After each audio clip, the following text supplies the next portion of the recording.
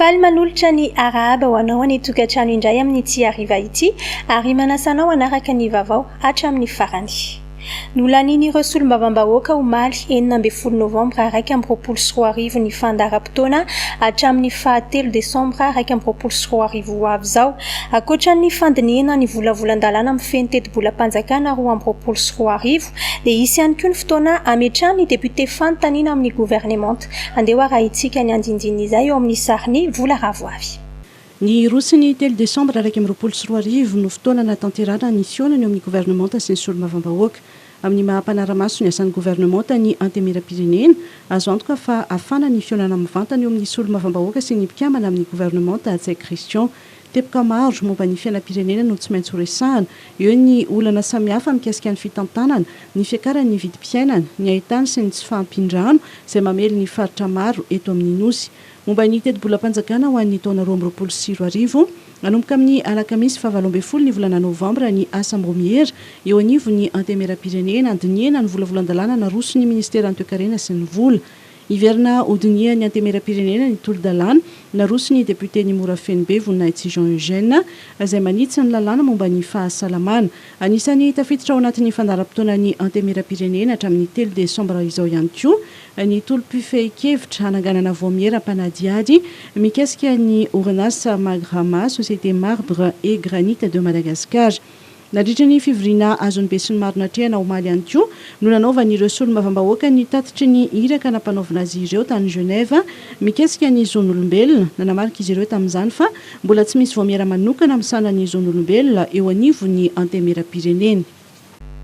Manatanteraka zaika be national ny fivondronan'ny dépositaire matianina na ireo mpitahiry sy mpivarotra fanafody eto Madagasikara androany ary tora ampitso entsy an-tanimena. Nandritra izany no hitondran'izy ireo ny heviny ihany koa mikasika ilay tolo-dalàna momba ny sata amin'ny feno fahasalamana izay mahavoakasika ny toby fitehirizana fanafody izay nahemotra ny fandaniana azy teo anivon'ny antenimera-pirenena. Andeha raha itsika Jimmy Maradaniel sy Mamy Rasoanaivo. Manana toerana eo amin'ny lafin'ny fijerena ny fahasalamam-bahoaka ny toby fitehirizana sy fivarotana fanafody na ny dépôt de médicaments. No mafisin'izy ireo izany androany nandritra ny fanombohan'ny zaika be nasionaly izay tanterahan'izy ireo etsy an-tanimena. Misy 710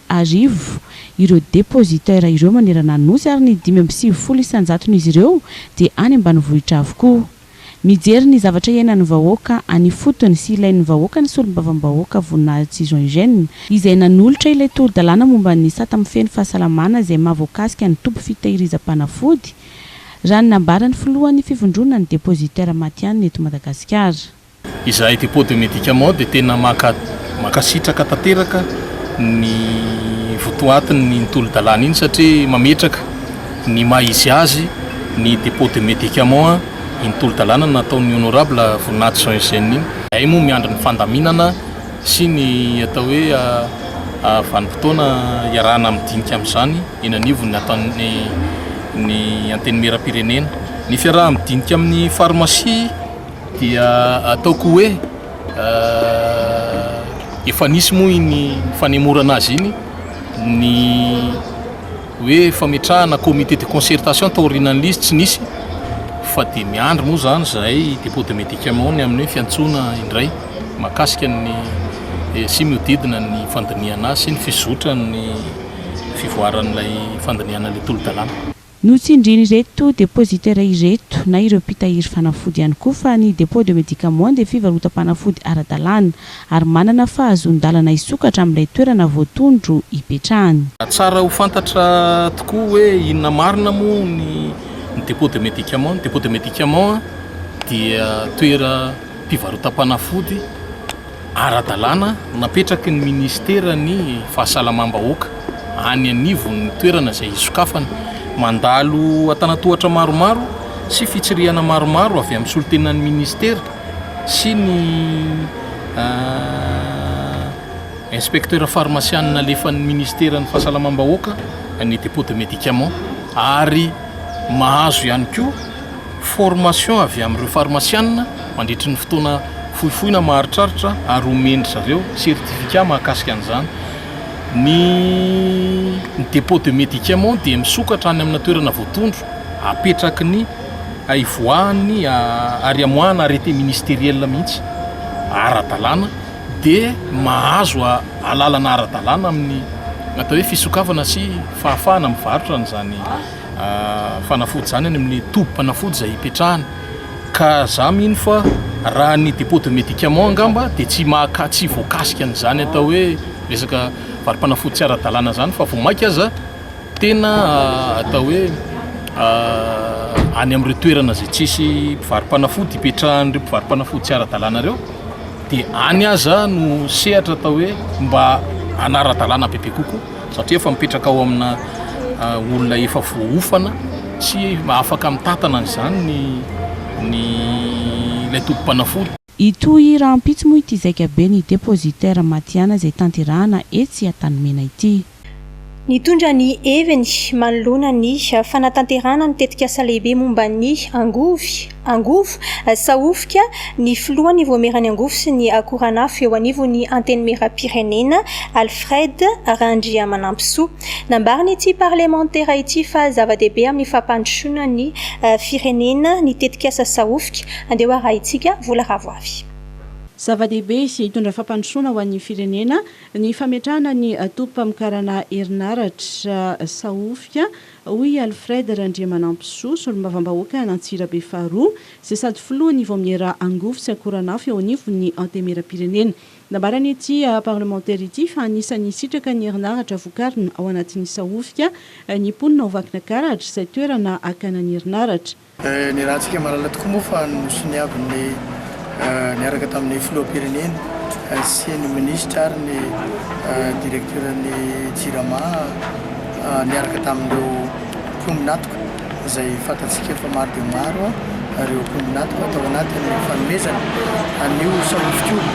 Raha tsapantsika tokoa ny tantara dia efa nisy teo aloha izay saika natao tamin'ny sahofika nisy société anankiray izay saika andray ny sahofika io nefa andeha mety nisy zavatra kely izay mbola tsy nety tao anatiny andeha amty dia ny nany hoe no raikitra fa anao an'ny sahofika zavatra ngeza dia ngeza sahofika satria dia puissance anankiray vavana eto amin'ny firenena no avoaka sahofika amin'ny alalan'ny hydroélectrique izay fantatsika fa andeha ambony dia ambony raha tsy diso dia mahatratra 190 mégawatt no avoakany zany hoe ngeza na ngeza manaraka ny fiandrasam-pirenena izay manakaiky ihany koa anandekaleka satria dia sahofika koa dia manondraka ary manome herinaratra ho an'ny Jirama aloha fa avy eo ny Jirama indray no mizara azy ho an'ny mponina rehetra mino aho fa azo an'izany ny mponina indrindrandrindra manodidina ny sahofika satria efa izay no anisan'ny nangatahako tao anatin'ny fanadihadiana natao tao anatin'io Assemblée nationale hoe raha misy zavatra ahorona indrindrandrindra fa ny barazy ho ana hydroélectrique dia mba tsy ho isy tsony ilay ataontsika taloha hoe resaka hoe tsy mahazo tsy misitraka ilay herinaratra ilay olona angalana n'ilay herinaratra zany hoe zay le hoe maizina potitra ny jiro hotsika taloha fa nasiko tao anatin'ny fotoana tamin'izay fandalovan'ny opposé tao hoe mba tokony isy fahazahoana fisitrahan'ireo olona izay angalana ny herinaratra ao anatin'ny toerana mino aho fa efa niraisin'ny bailleur zay ary efa niraisin'ireo olona izay ahazo ny fotodrafitrasa io izay recommandation izay napetraka teo anivon'ny Assemblée nationale zay. Isy tombontsogoavana ho an'ny toekarena ny fametrahana ny tetikasa sahofika izay hamokatra herinaratra 2.0 hatramin'ny 300 mégawatt. Ny fisian'ny herinaratra matanjaka io dia hisarika ny fahatongavan'ireo mpampiasa vola eto Madagasikara ho hiatrany Alfred Randriamanampisoa. Io dia projet pritime zany hoe ilay fitondrana n'ilay ligne de transport misy moa ilay bouclage izay ataon'ny Jirama amin'izao fotoan'izao dia ny avy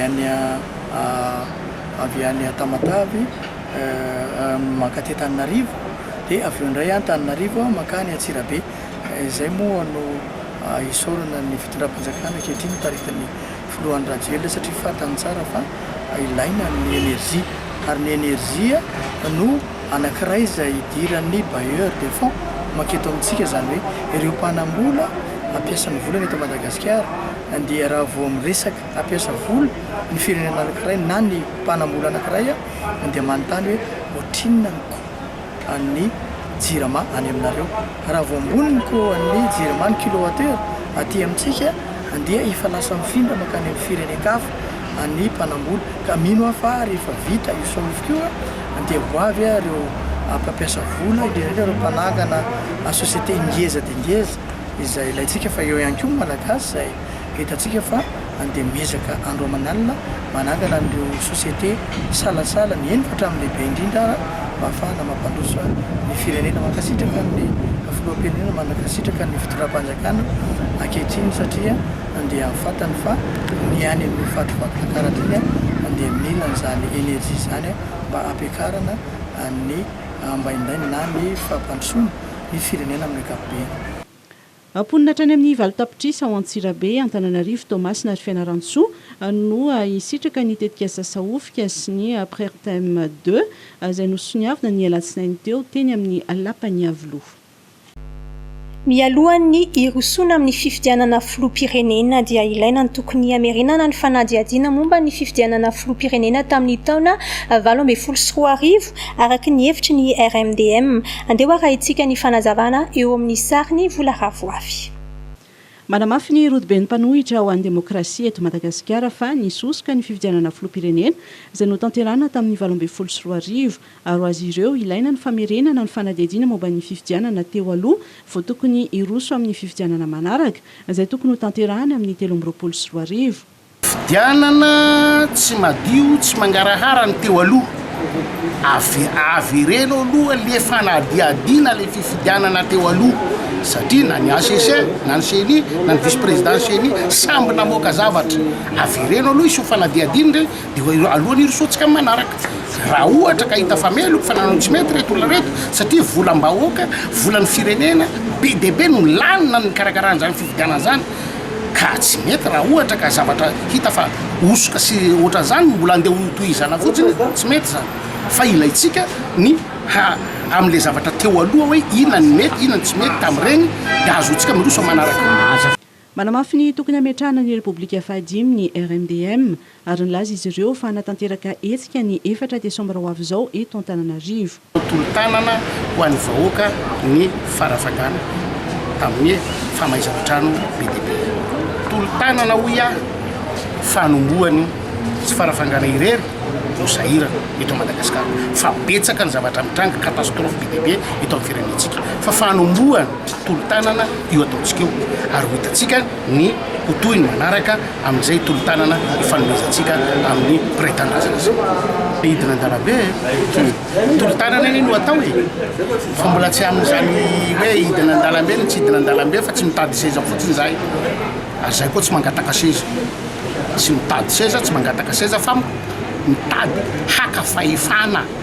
any amin'ny vahoaka malagasy tompony fahefana. Nisongatiny ireo nandritra ny fionana tamin'ny mpanao gazety no tanterahany mpitarika ny RMDM androany teny amin'ny foibeny Antokotima teny Bel Air. Tafahoatra ary botolo ny fanoherana izay tanterahan'ireo mpanohitra sasany eto amin'ny firenena hoy ny tena rodobe ny mpanohitra ho an'ny demokrasia eto Madagasikara. Ny tsao sy ny fanakorontanana no lasa voizin'izy ireo hoy Livaraza Fitsiferana, sekretera jeneral ny TRMDM. Manamafy ny tokony sy ny fampiresahana amin'ny fanjakana moa ny TRMDM. Andeha raha itsika ny fanazavana. Manoloana ny toedrara politika sy ny toedrara pirenena eto ankehitriny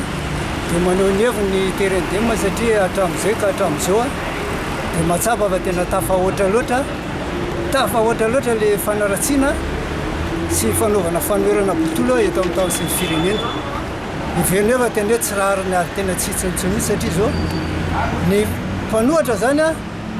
ireo le olona le miteny ireo dia ireo dia atsika sokajina anatin'le resaka mpanao politika dinozao satria nahoana efa tao anatina mpitondra fanjakana daholo ireo hatramin'izay ary maio resaka fanakorontanana sinindreo io foana ny eritreretiny sasany ediadiavana toerana tondra teo ireo fa tsy nahavita ninina ankehitriny fantatra na inona lazaina inona lazaina fa mizotrana amin'ny resaka hoe tetezamita ny zavatra ankehitrindreo atao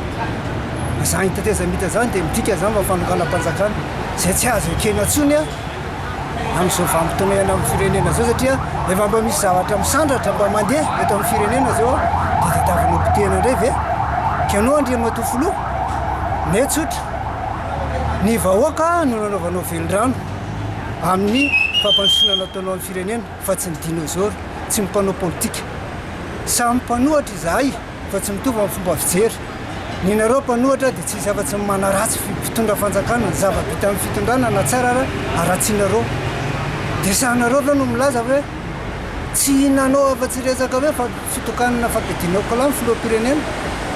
fa reny kianja manara-pianatra be davera Madagasikara reny ve dia modina aloha tsinitsinina sahanareo milaza hoe lalana 9 kilometra pavé mba vita amin'ny fanjakana nefa firy-taona nareo tao na iny lalana iray 44 iny ary tsisy nanao an'iny nareo efa apahan'ny 4 kilometra vita mitondra fanjakana sy ny tany saina mamboly-tsao eto foana nataonareo manakorotana saim-bahoaka lazainareo fa hito ny fanjakana fa hito ny fanjakana aveo mandray vola deo mikasa fanjakana sy nyrehetrarehetra lazainareo fa mikorotana amin'ny bani mioko zany tena tsy mety zany efa nakorotana mpanjakana zany tsy ekena zany fa zay mpanohatra nine dia zao zay mijoro ary fanympanjakana zavatra mety atao amin'ny fanjakana dia tena tohananay ary ekena satria soa ho an'ny firenena zany ny tsy mety tena kianina ary tena kianinay nafantatra n'izany mpanao politika rehetrarehetra fa nitondrana kosa sosikevitra hoentina ialana amin'ny jalolo zany efa besaka ny sosikevitra netiny TRMDM ka eto zay dia manaroatra amin'izany manandrimatoa filoha mba hisy mifampiresahana mba hahafahan'ny filoha TRMDM afahampiasatsirosel hitondra n'izany mivatana aminao ialana amin'izao crise rehetrarehetra zao satria fantatrao tsara zany olona zany fantatrao tsara zany ara-pianatra an'ireo mpanao politika ankehitriny zany nanomboka tamin'ireo fitopolo zany lehilahy zany tamin'ny fitondrany Andriamatoratsiraka zany ny hafa niariny fitondrany Andriamatoratsiraka tamin'le fitaritan'olona tamin'le olona reo politika OLP tsy nakasitraka nitoetra mpanao politika zay manakorotana teto zany dia mijoro zany niariny fitondrany Ratsiraka tamin'ny fitondrany professeur Zavabera zany tanandreo Fransiska Ravony nanao andrena teo fiarekina ombona andreny volovary maranaka fantatro zao tontolo zao zany zany tokony mba lesina mba tokony mba atao mpanao politika fa tsy mianakorotana foana anakorotana foana amin'ny fiainam-pirenena eto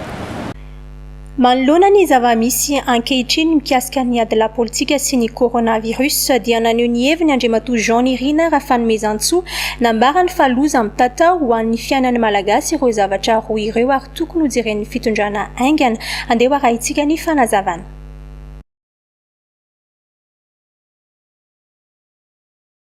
loza roa tataoko avabe zany miandro ny loha malagasy ny sosialim-bahoaka ary ny fiainan'ny malagasy manontolo ankehitriny indray ny ady la politika dia indray ny coronavirus io dia tsara manamarika fa mafiarahamon'ny-pirenena tena dia mety mampiakam-peo satria reo mpanao politika dia tsy manan-tsaina fa tsy ny familiana foana ary ny mpinamana androany dia lasa mpifahavalo rapitso zay foana ny senareo politika teto zay ny verina fa tokony hodinihana satria samy tokony ty Madagasikara ty tsy misy mihitsy hoe ianareo afaka miteny na ianareo milaza azy manambolana na milaza azy manampaizana tokony ty fa samy tokony ty Madagasikara ty daholo nefa vomitrandraka kely ny vahoaka dia lasa izy foana reo olana za tsy miteny mihitsy eto antsoroko ilaina mpitondra ary ilaina mpanohatra nefa kosa tokony ijireny reo fanakotanana saim-bahoaka lava isan-karazany ary miverina ao anatin'izay rehetrarehetra zay fa reo saritsary-pivanana sy fitsarambelatsy dia tokony foana mpanao politika satria zavatra telo mitoetra mpanao politika eto dia ao ny jiolahy politika ao ny tena mpanao politika ary ao mpikaramanaty politika reo zany tena manimba zavatra maro ary vahiny foana ny ao ambadika mametraka ny rehetrarehetra ka hany lasa mapotika amin'ny firenena faharoa dia teneniko le coronavirus aokantsika malagasy samy eritreritra fa mbola eo foana io aretin'io fa tsy hoe lefy akory ilaina ny mamanazy andreo fiarovana manitana ny rehetrarehetra mba hanao vaksiny raha ilaina zany satria efa maimaimpona vaksiny ankehitriny ary eo ihany koa ho anay eo anivon'ny fitsaboana nentim-paharazana zay mety amin'ny filoham-pirenena ndreyre manerana zao tontolo zao dia vonona tanteraka izay ao anatin'izany rehetra zany rainy andraikitray anampo malagasy mpiray-tanorazana efa miparitaka manerana Madagasikara reo resaka rehetra fanafody afahana manampy izay rehetrarehetra zay fa manentana ny rehetra nefa naja fepetra ary manentana ny rehetra mba hanatanjaka ny antikôro ny antikôro zany noentina miady amin'ny coronavirus io zay nandrisitsika ny première vague sy ny deuxième vague dia ny antikôro tiako ampitaina dia ny finanana sakafo ara-pahasalamana legume sy ny resaka maka voankazo dia eo ihany koa ny famezam-pahasoavana men'andriamanitra antsika dia kinimpotsy ny ravo tsara famonoana microba ao an-trano io zany dia zay dia marefo sy ho manana aretina mamparefo dia aloha anatona tobim-pahasalamana reo loza romoreo a dia tena goavana tamin'ity herinandro ty ratsy ny tandrintsika dia alimba tanteraka ny tokantranontsika alimba tanteraka ny taranantsika ary animba ny firenentsika izay resaka loza roa tenenina izay dia ny coronavirus sy ny adola politique. Une source d'énergie qui répond à vos exigences, un groupe électrogène fiable et performant, silencieux et économique, optez pour Greaves Power, les groupes électrogènes numéro 1 en Inde depuis 1859, dotés de moteurs et alternateurs robustes, proposent une puissance de 5 à 2500 kVA. Un vrai rapport qualité-prix pour 1 million de groupes vendus en Inde. Disponible uniquement chez Batimax ou sur le site web www.batimax-mata.com. Greaves, animé par la passion, guidé par la technovation. Ny fandaharana sa fiarina izay novolavolain'ny filoham-pirenena Andry Rajoelina dia nanolotra tamin'ny fomba ofisialy fitaovana mitetina iray faingo enina lavitra ariary ho an'ny coopérative omaly 9 novambra. Ny andindin'izay avy hatrany andeha ho arahintsika eo amin'ny sariny Claudia Rasolson. Fikambanana tantsaha miisa 7 no mivondrona ao amin'ny coopérative Fame na fandrosoana ho an'ny melaky. Efa roa taona izy ireo no notoanan'ny orinasa sahanala izay mpiara-miombonantoka amin'ny fandaharana sa fiarina. Omaly tao mafiadijo metrano dia nanolotra tamin'ny fomba ofisialy fitaovana mitetina iray faingo 4 lavitra ariary ho an'ny coopérative Fame ny fandaharana sa fiarina izay nahitana traktera 4 sy mpitindija mitambatra na moissonneuse batteuse iray. Tantsaha mpamboly miaraka amin'ny sehatra tsy miankina izay toanany tetikasa fiarina ary ampian'ny ministerany fambolena sy fiompiana ihany koa. Zao le ataontsika hoe 3P izay ahafahana mahazo vokatra sady tsara no betsaka hoentsika mamatsy ny filana eto amin'ny tany sy firenena ary araky ny fanambarako teo hoe afiditra tanteraka anatin'ilay fanatanterahana ny velonany fahasivy dia fanatanterahana-tsakafo. Nisy ihany koa ny fitidiana ny lemaki mazimazy ao amin'ny komina ambanivohitra Andabodoka tsy afaka mamokatra ny mponina noho ny tsy fahampiny rano. Raha vonona ny mpamboly dia vonona ihany koa ny ministeran'ny fambolena, ny fandaharana sa fiarina ary ny orinasa sahanala anatsara ny tohadrano ao atoerana. Mikasika n'ilay barrage izay efa ela fasimbany efa hita fa misy potentiel misy fahafahana manondraka tanibary lehibe dia irosokontsika amin'izany satria fantatsika fa vary ny foto-tsakafo malagasy dia tsy hoe katsaka sy sotra itsika tetrany fa vary dia izantsika dia apiditra amin'izany fomba fiasa 3P zany. Raha iverenana ny fitaovana avy amin'ny fiarina dia mpamboly 5,700 no misitraka ny fanohanana ary mahazo tombony amin'izany toy ny fampiasana tany 200,000 hektara amokarana katsaka 700,000 taonina izay akora fototra ho an'ny orinasa Star ao Atsiranana sy ho an'ny orinasa sahanala. Vahaolana maharitra sy asa-pahitanana trano no ezaka apetraky ny fiarina ary vokatra izany ny fiakaran'ny sanda fanampy ny vokatra izay mikendry ny anatsara ny fari-piainan'ny tantsaha. Ny giadona tao amin'ny seranaty sambony Toamasina nisy menitra 5,3 alina taona sy ny vary 4,1 alina taona nafaran'ny fanjakana. Niaran-tsena izany ny ministra Edgar Razafindravay sy ny tale généralny SPM. Andeha arahintsika ny tadi-baovao maresaka miray.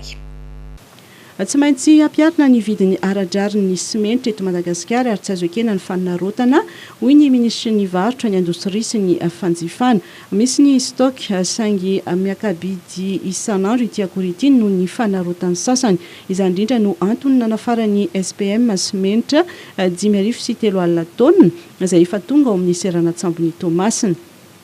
Simenitra eto dia tsara ny lazana amintsika rehetra zany fa tonga ny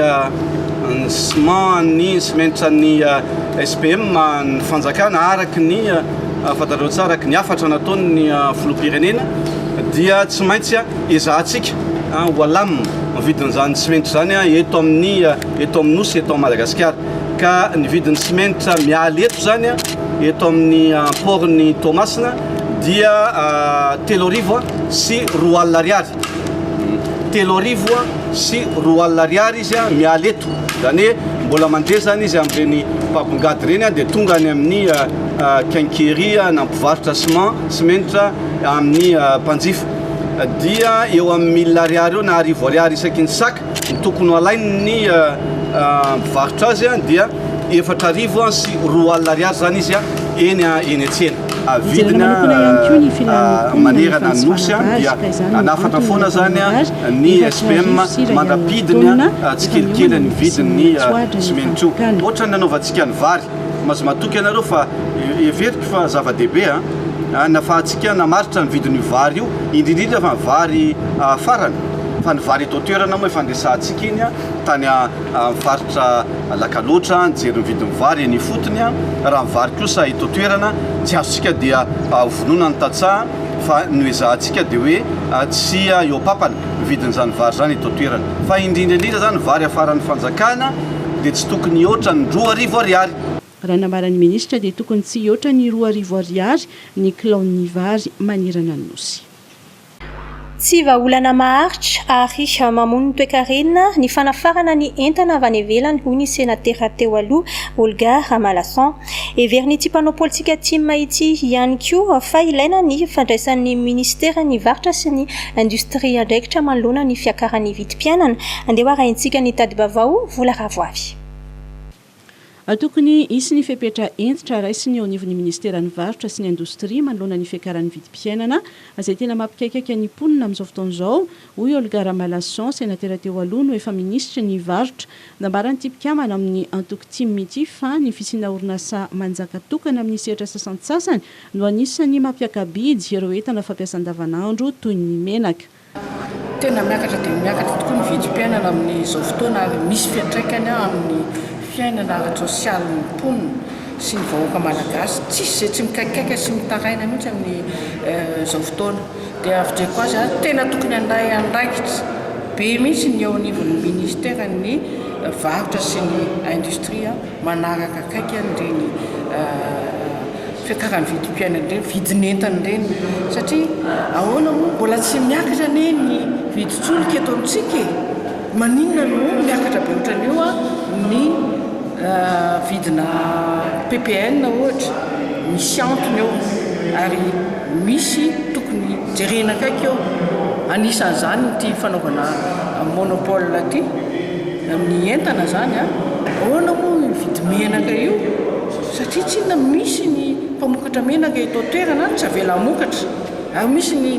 tatsapamokatra mamokatra ny akora tsy avela tsy omena ny tohana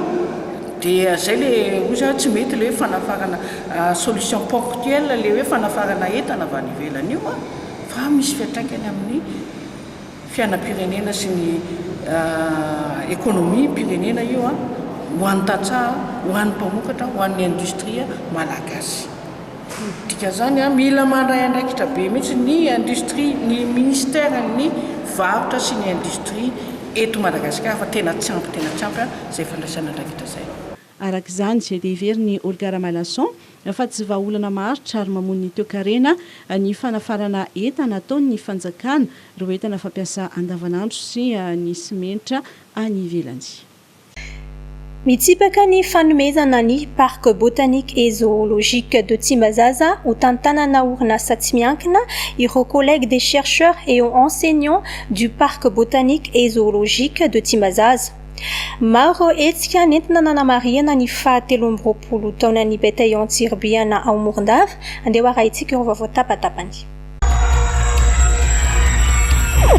Toerin'ireo collège des chercheurs enseignants du parc botanique et zoologique de Tsimbazaza ny fanomezana azy ho tantany ny orinasa tsy miankina mandritra ny 3 taona sokatsin'izy ireo ho tisindaina procédure de gré à gré ny fifanarahana manana sata sy lalàna manokana ary mifamatotra amin'ny fiandrianam-pirenena ny siansa sy ny tantara nefa ny PBZT hoy izy ireo androany.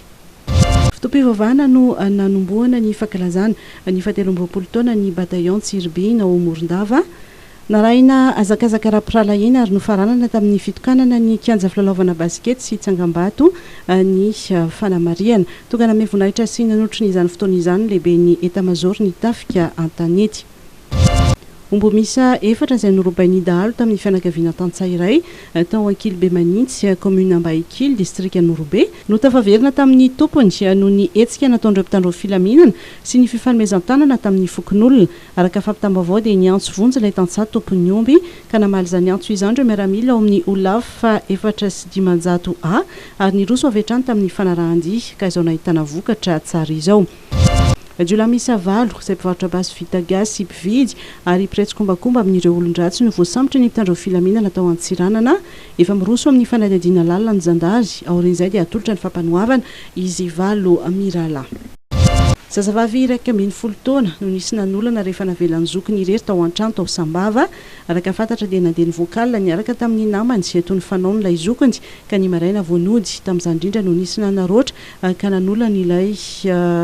zazavavy fandriana feno rano no hitan'ilay zokiny izay nantany sy tesitra ary nandroaka ity zandriny avy eo olona tsara sitrapony nandray langizy vavy mandra-pahitany izay mety ho fianakaviany sy marina fa mpiavy izy ireo. Androany no nanangy hamonjy ny fifanitsanana Miss Monde 2021 Inely Anjaratsina izay isolo tena ny Madagasikara amin'ity fifananana ny iraisam-pirenena ity. Izy moa no Miss Madagascar 2020 ho tanterahana ny Porto Rico ny 1 Novambra ka hatramin'ny 9 Desambra 2024 ny fifanitsanana Miss Monde 2024. Nisehoana trangana ady tany ihany koa teto Sabotsy Namehana tamin'ny alalana fitakiana reponina ny tany izay efa nojarian'izy ireo antaonany maro tamina teratany vahiny iray izay mitonona ho tompon'ny tany. Andeha arahintsika ny andindininy izay, andeha arahintsika avy hatrany. Ny lanja Sorabaventy reponina teny Sabotsy Namehana nitaky ny fizakan-tanin'izy ireo izay efa nojariany antaonany maro mitaray ny reponina satria misy teratany karana mitonona ho tompon'ny tany izay efa mirefy any amin'ny 13 hektara any hoandy. Ho an'ny reponina dia azy ireo ny tany izay nolovainy tamin'ny razambendy. Tamin'ny taona 1997 monsieur le député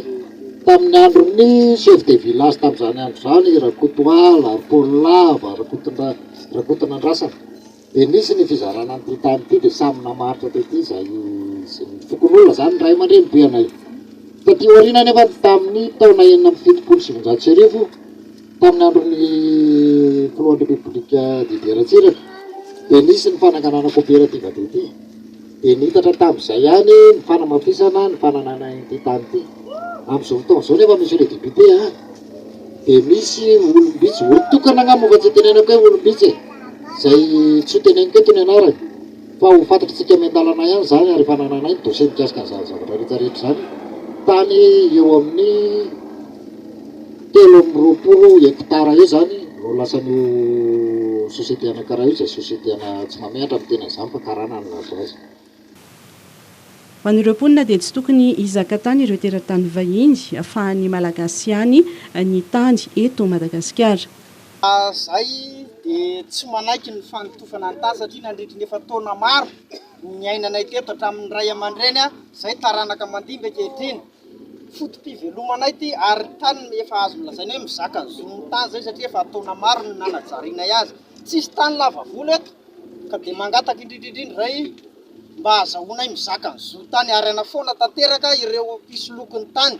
satria malagasy ny tokony hizaka ny tany fa tsy ny vahiny. Mikasany anototra ilay velaran-tany goavana voalaza fanobodony moa ilay teratany karana tsy ho zavatra izay toeriny ireo mponina tanteraka satria dia mamatsy Antananarivo ray vohitra ny vokatra vokarina amin'izany tany izany.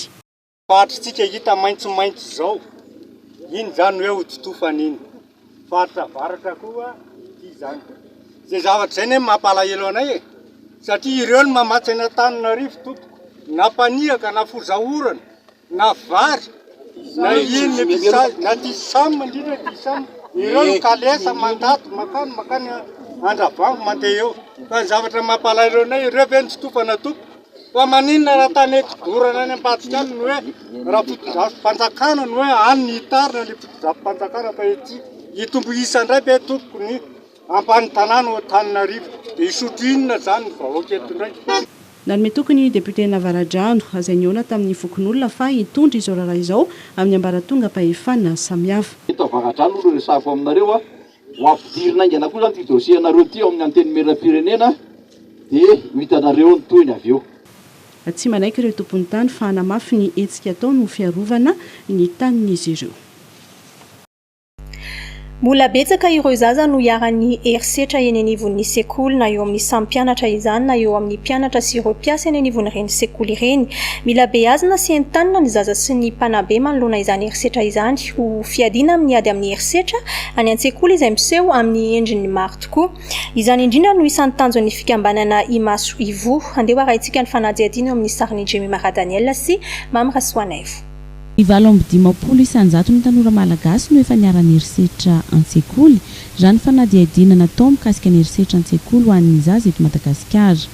Na izany herisetra ataon'ny mpiara-mianatra na ihany koa ataon'ireo mpiasa eny anivon'ny sekoly. Ary ny vehivavy no tena maro anisa hiaran'izany izay 7 isanjato raha toa ka 7 isanjato ny tovolahy.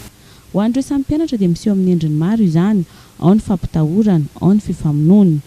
Entina hiadina amin'izay herisetra an-tsekoly izay dia misy ny tetikasa fitaratra izay natsangany fikambanana Imaso Ivo Madagasikara.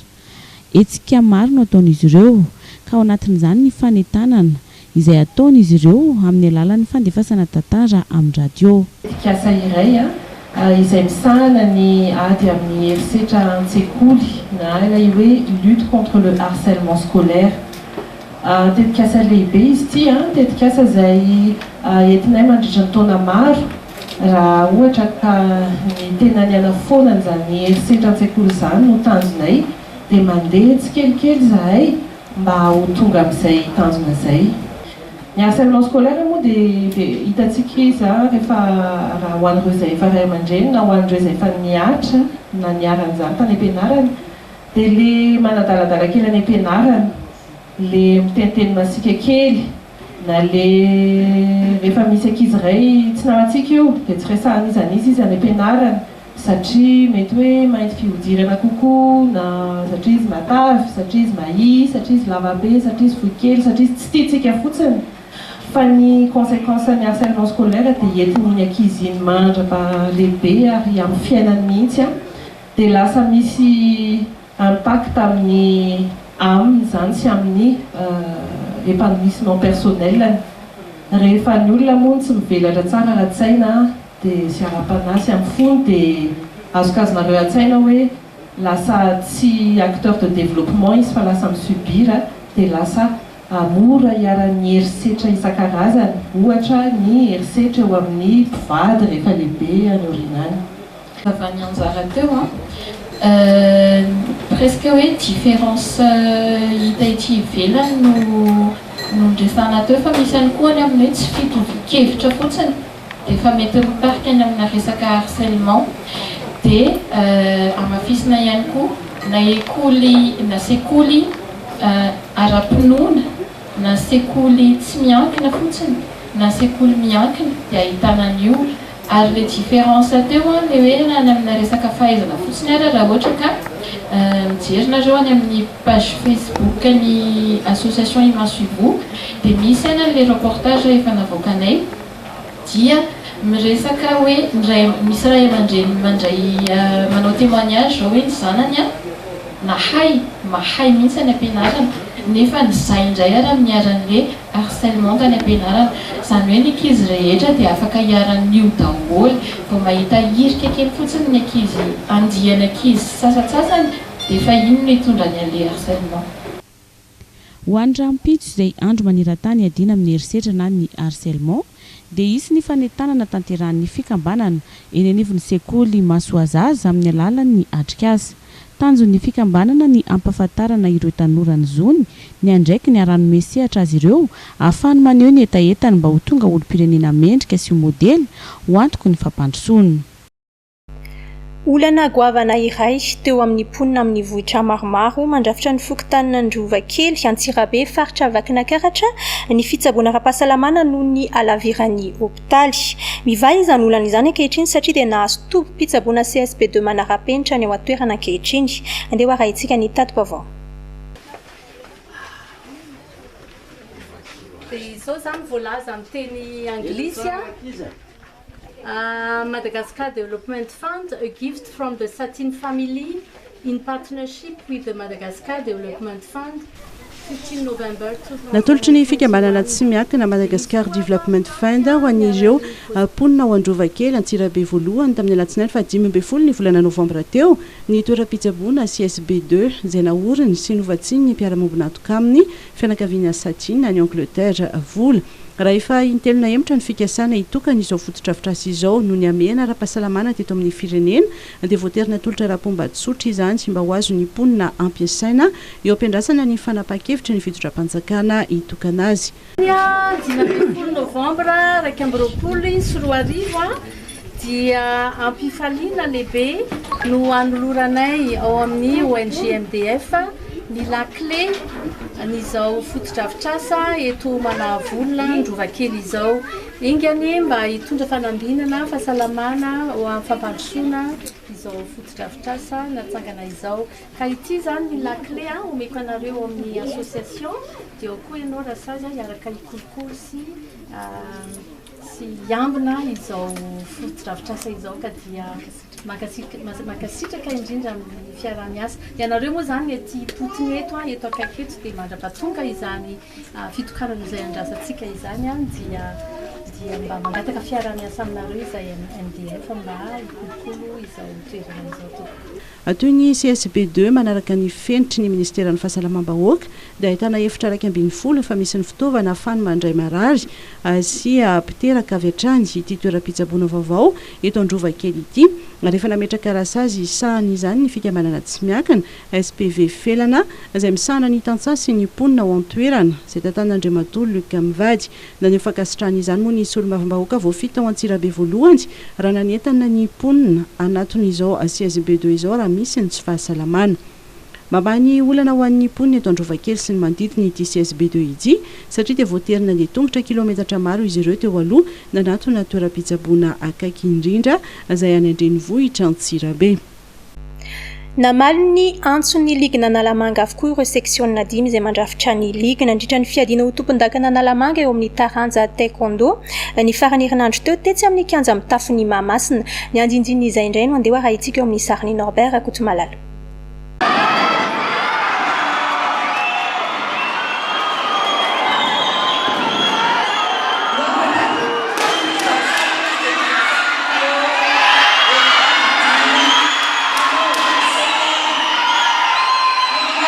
Filiba fito amby folo avy amin'ny seksiona 10 tonga nandray anjara tamin'ny fiadinany tompon-dakan'ny ligina Analamanga taranja taekwondo.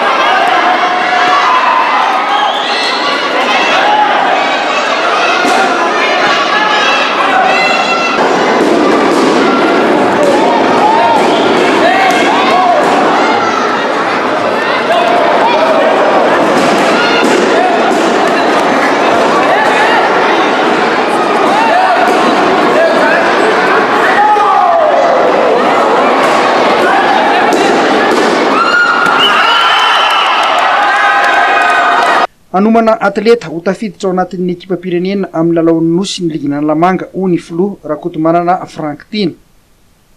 Ny zava-misy androany aloha zany dia ataoko hoe afapolo zany izay mpikarakara satria hitantsika amin'izao fotoana izao fa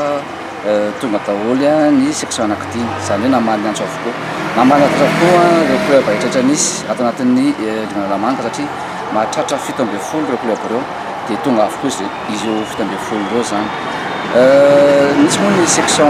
Tanavila tamin'ny voana oktobra iny raha ny tena rarantsina dia efatra isaky ny catégorie no tokony hanao andrina Analamanga fa nisy ireo ny antahanta kely zany mba lefaso nefa tsy afaka fa miantso izy tamin'ireny dia tonga pièce dia every nefa tsara ilay izy dia nafiananao ihany zany hoe hitako hoe manomboka amin'ny métier ny taekwondo manomboka amin'ny miverina zany le fitaovana misy taekwondo am'izao fotoana raha mahafantatry fa amin'ny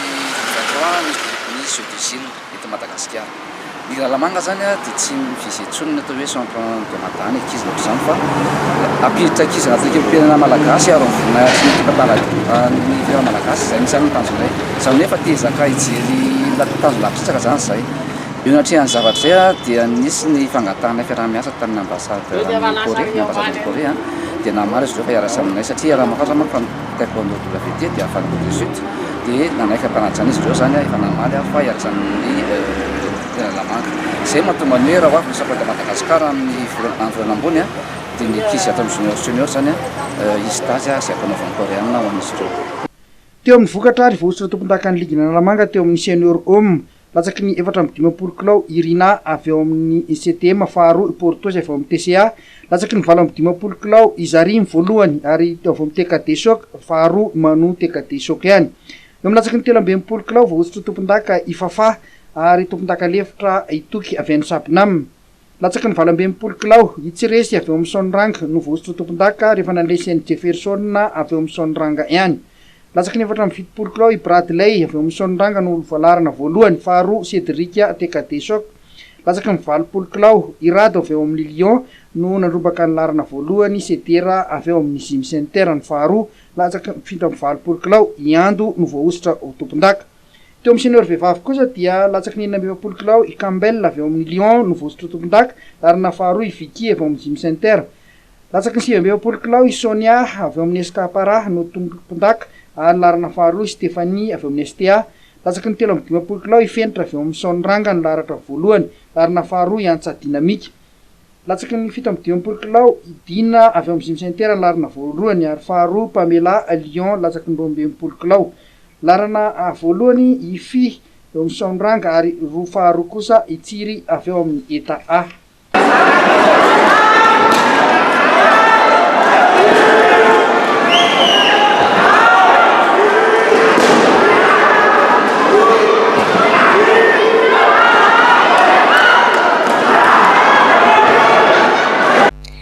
Eo amin'izay resaka fanatanjahantena izay ihany eo amin'ny taranja baolina lavalava tafita amin'ny dinganam-pahefandalana ny 3FB TFMA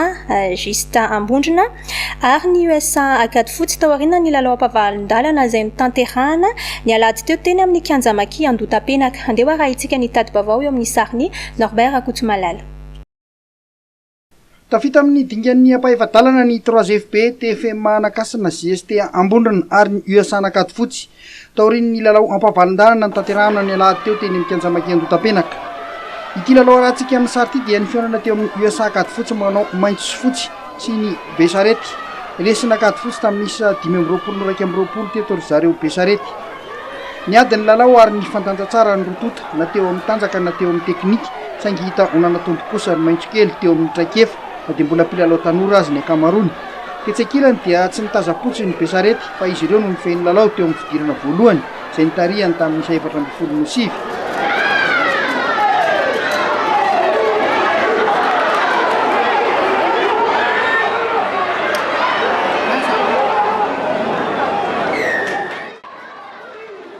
Teo amin'ny fidirana faharoa vao nampiseho traikefa ny zareo Akady Fotsy nanafainganany lalao ka mora ho azy ireo no nanenjika anisa teny amin'ny solaitra be izay nivoahan'izy ireo mpandresy ka nahazo ny tapakila ho any amin'ny dingan'ny ampahefadalana.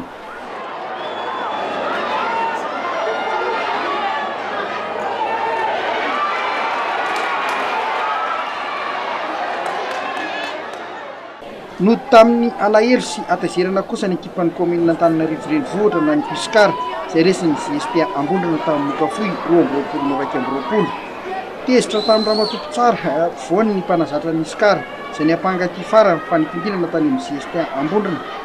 Ny arahan'ny rehetra nahita hoe Benarivo ny zava-nisy sy ny fomba ny tantanan'ny lalao. Nandritra ny fidirana faharoa dia ny baribary ny arahan'ny rehetra nahita zany fa tsy izahay Iskara irery. Mahamenatra hoe Benarivo mpanazatra ny Iskara raha ireny ny voalaza fampitsara iraisam-pirenena. Teo amin'ny vokatra hafa kosa dia ny 3FB nandresy Ancupa 17-17 TFMA Akasina nanilika ny 15 efana pasika tamin'ny isa 70 no telo ambin'ny folo. zay sy indray ary ny fampahalalam-baovaontsika amin'ny ty ariva ity isorana ianao nanaraka izany hatramin'ny fany isorana ihany koa Charmel Beauté Tsepasapito miara-miasa amin'ny vaovao hatrany dia mametraka ny veloma mandram-piona indray